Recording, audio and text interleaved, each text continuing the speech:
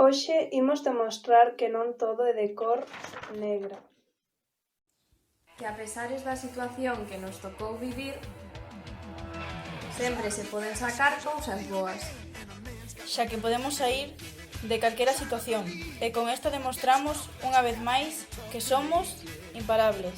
Porque este problema ten unha cara mala, pero tamén ten unha boa, e hoxe estamos aquí para que a vexades. Estamos aprendendo a pasar máis tempo con nós mesmos, a divertirnos sen necesidade de ninguén máis. Agora, sabemos entreternos e traballar sós, de forma independente. E isto, aínda que pareza mentira, non todo o mundo sabía facelo antes da cuarentena. Ademais, moitos puideron desfrutar do descanso que tanto necesitaban. Puidemos pasar máis tempo coa familia, reforzando o noso vínculo e aprendendo a convivir. Pero, sobre todo, tivemos máis tempo para coñecernos máis a nós mesmos. Quizais conseguimos empezar a facer algo que levábamos tempo dicindo que comezaríamos, pero nunca chegaba un momento. Ou descubrimos novos hobbies. De cando en vez, non está mal dedicarse a un mesmo un pouco de tempo.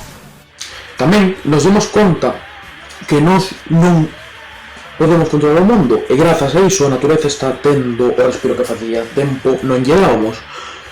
Moitos animais vense libres e xíntense seguros de pasear polas cidades. Os ríos están transparentes e as urbes sen contaminación. Agora, a auga das canles de Venecia é transparente. O aire que respiramos está limpo. En resumo, todo o ecosistema se está equilibrando.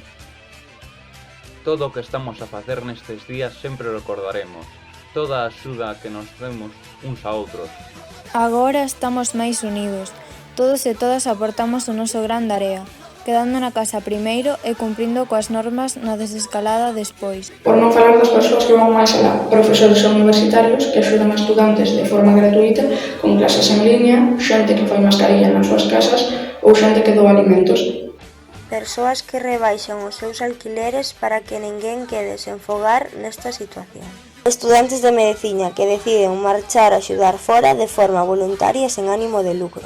Así todos xuntos estamos a demostrar que nada pode connosco. Desto saímos co orgullo de ser unha unión forte e de que ante as adversidades non nos deixamos amedrentar. E porque logo de que pase isto, desfrutaremos como nunca e daremoslle aprecio a todas aquelas cousas que antes nos parecían insignificantes. Darémonos conta de que as cousas materiais non teñen tanto valor, como a gozar dun paseo, da compañía de persoas queridas, da liberdade e da vida mesma.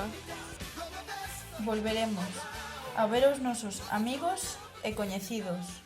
Desfrutaremos da súa compañía tras todo este tempo sen velos. E queremos pedirvos aos que nos estades vendo que esta nova forma de ver a vida non sexa temporal. Que sigamos sendo cada día mellores. Que fagamos do noso mundo un lugar mellor.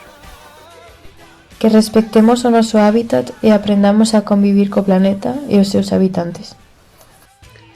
Que sigamos sacando brillo a nosa solidariedade, xa que aínda que isto acabe, seguirá vendo moita xente que precisa a nosa axuda.